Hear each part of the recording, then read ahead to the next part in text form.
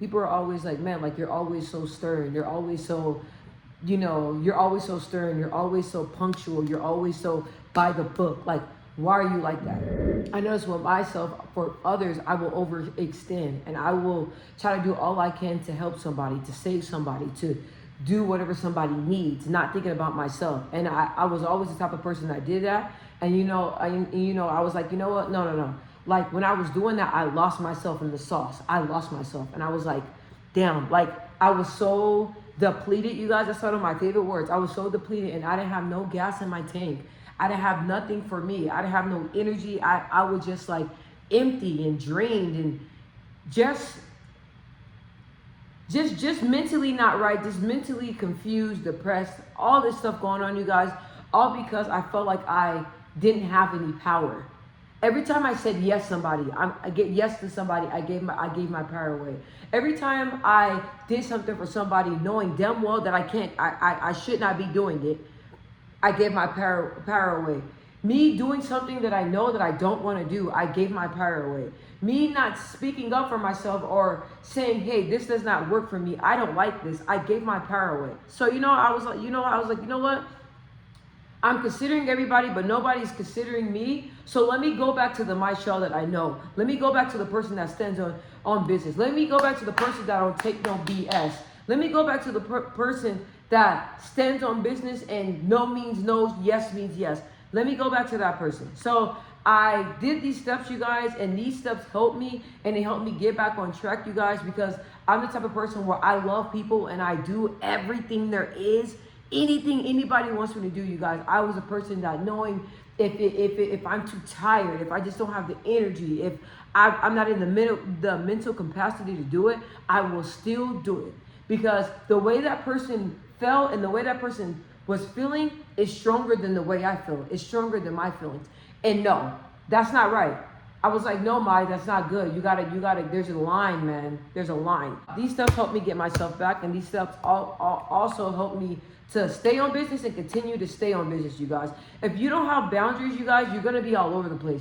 You gotta have boundaries, you have to stick by them, and you have to, let me not talk too much. Let's just get into these tips, okay? Number one, don't say yes to everything and don't overextend yourself, you guys. So me, for example, like if my family asks me to do something, it's my family, I love them. Anything they ask me to do. If it's, hey, I need it right now, I'm on it. I need this right now, I'm on it. Can you do this for me? I'm on it. Overextending myself, you guys. If I know I have a swamped schedule and I know I'm busy all day, but if my family asks me to do something, I'm gonna go above and beyond to do it. No matter if I'm swamped, if I have too much stuff going on. And that's what I call overextending myself, you guys. And I used to do that all the time. And I told myself, look, you can't do that, Mai. Like, you can't say yes to everything. You have to have a no. You have to say no. And when you say no, don't feel bad about saying no, because you can't always do something. You have to consider your life, yourself, your feelings, what you got going on. So that was the first one. Number two, this is one that I always stand by, and I was laughing because my friend called me because she wanted to go eat lunch. And she lives, you guys, like over an hour away from me. And she was like, look, I didn't want to call you because I know, like, I didn't want to call you, but I'm in town and I'm at this restaurant that's right up the street from your house. I want to see you. If you can't come, it's absolutely fine. I know that you like to know things a day or 2 days in advance. So I know that. I know you. So if you can't make it, that's fine. But I made it happen, you guys, because this girl, we have been friends for over 15 years plus. And she is that, when I say she is an amazing friend, you guys, no matter what, she's there. She's there. And she told me, you flaky. I can be very flaky, you guys, depending on what I got going on in my life. But for the people that like her, like, I made it a point to make it there. Like, I was like, hey, I'm on my way. I went up there, spent time with her, and it was a great time. So it's like, people, friends like that, like I told her, like, I owe it to you to do better and be a better friend. Because sometimes I'm not always a good friend. She's understanding, but I told her, no, like, I have to do better. So, with that being said, you guys, with me, if anybody wants me to do something or wants me to go somewhere or have an event, I have to know either 1 to 2, 2 to 3 days in advance. I have to know. If it's a party and event, you gotta let me know like a week or 2 weeks before. I need to know because I have to look at my schedule, you guys, and my calendar. I have excuse me, I'm really forgetful. So on my calendar, I put everything down, you guys. Anything, any appointments, any events, anything, it's always in my calendar. And what I do each week, you guys, I go on my phone, I go on my calendar, and I look and see what I got going on. So if you're on the list, cool. If not, no. Like like I don't like the one, like you have to give me time, because I'm very strict when it comes to my schedule. I have my schedule always aligned, always laid out all the time, you guys. That's how I am. So me letting people know, let me know 2 to 3 days in advance what you need. If you need help, if you have an event, anything, it cannot be last minute. So that's a boundary that's in place, you guys, and I stand by that. Number 3, I say what I mean, and I mean what I say. A lot of people say things and they don't stand on that. They don't mean what they say. And then they be like, oh, you know what? Like they start second guessing. Nope, I'm not going to second guess. I'm always the person that be second guessing. I tell myself, stop, don't second guess. Say what you mean and mean what you say. And don't take back what you said. If you said no, then you said no.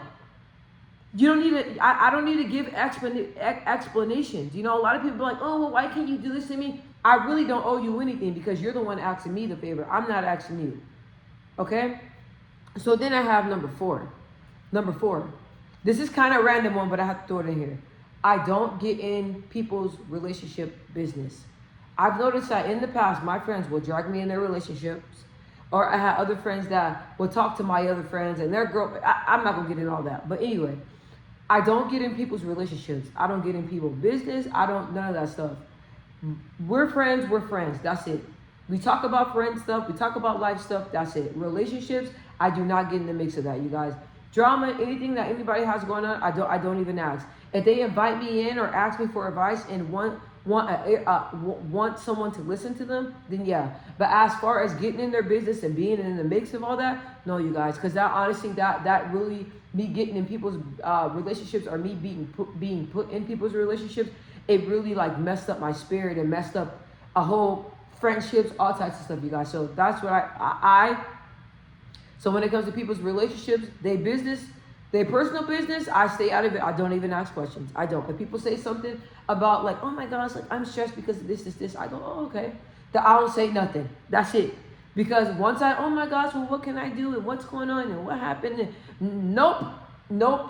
I don't want to be in that space. I don't have the space for that. I have my own issues going on. Okay? I got my own issues going on. I don't put myself in people's business at all. And I don't allow them to drag me in it. Okay? So then another one, number 5. This is a big one for me. Stop trying to save people.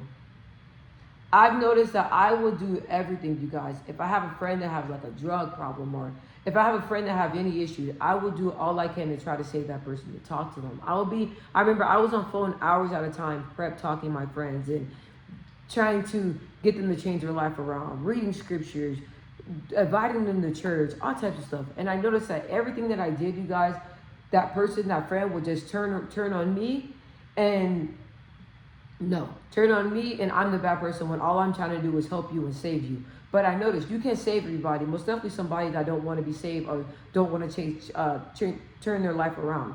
Somebody that has the victim mentality, I don't deal with those type of people, because I've been through some messed up, wild stuff in my life, and I don't hold that over myself. Like I don't indulge in that. I don't pity me. Even if I get to the feeling sorry for myself, I pull away from that, you guys. So I don't have that victim mentality. So if that person has a victim mentality and they want to just sit in misery, they can sit in misery by themselves, because that's not the wave I'm on. It's not. So then I have number 6. You have to set boundaries. And if people get mad at you for having boundaries, that's when you know they're the problem. And those are the persons that you most definitely need to set boundaries for. Set boundaries and stand by your boundaries, you guys. I don't care if it's in friendships, relationships, if it's at jobs, like anything. Like for example, for me, a boundary at my job is that I don't befriend people. It's all work, right? A lot of people at my job, like they talk about their personal life, their kids and all that stuff. They always say that I'm a mystery. I don't really share much, you guys. I don't, because at the end of the day, I crossed boundaries at work before, and it was a disaster. So now when I'm at work, it's just strictly work, strictly business. That's it. We have conversations. If people start talking about their personal life, I go quiet. I don't say nothing about my personal life. That's a boundary that I set. Me and you are not friends behind this. After this, you don't go home with me. I don't go home with you. We don't eat lunch together. None of that stuff. If we have a lunch, sometimes we have meetings and we go out and eat lunch. Even there, you guys, it's still strictly about the job. I'm pleasant. I'm nice. I'm very friendly. And sometimes I'm so friendly I'm so friendly. People think that we are friends because I'm just friendly like that. And I come off as open, but I'm really not an open person like that. I'm very private. It's weird, you guys. Not weird, but it's different. Like I'm an open book, but I'm very private. Like I'm an open book and I let you know what I want you to know. But other than that, no, I like my privacy. So at work, that's a boundary. That's just an example. That's a boundary that I set. So I don't, no more friends, no extra stuff. Nope, strictly about work. And I noticed that since I set that boundary and that boundary has been set there for years, you guys, work is easy. It's easy. I go in, I do my work. People, it don't even bother them because they know, hey, my show in the zone, my show, no, she socialized, but she don't, she don't overextend. My show don't talk about her personal business. She don't do none of that stuff. That's just something that I don't do. And that just brings me peace at work because I'm able just to focus on my job and go home. That's it. And I have number 7. I started putting myself first and checking with myself first before I give somebody an answer. So hopefully that makes sense. Let me explain it to you guys. For example, so if somebody says, hey, if my friend hits me up and be like, hey, like I need you to take me all the way to my hometown, which is 2 hours from here, right? So I have to check on myself. Have you got enough sleep to be driving that far? What's on your schedule? Do you have the gas? Are they giving you gas? Do you have the gas to do that? Do any of the kiddos have any appointments that day? Is your day open all day to go take somebody 2 hours somewhere and drive 2 hours back?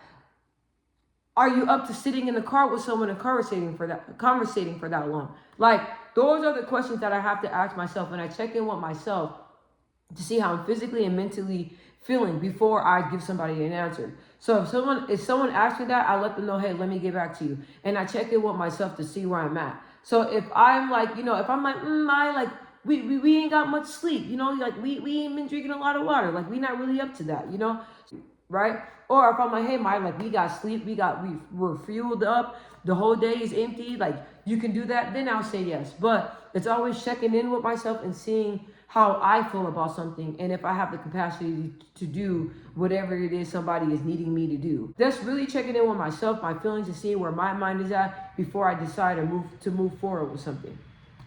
And then the bonus one that I have is that you can't worry about how others feel. Like I remember when back in the day, if I couldn't get my friends a ride, they would get mad. Like, hey, I can't believe you can't give me a ride. Like, what's going on? Like, you really got something not important. Like, you ain't doing nothing. Like, if you want to get mad, that's on you.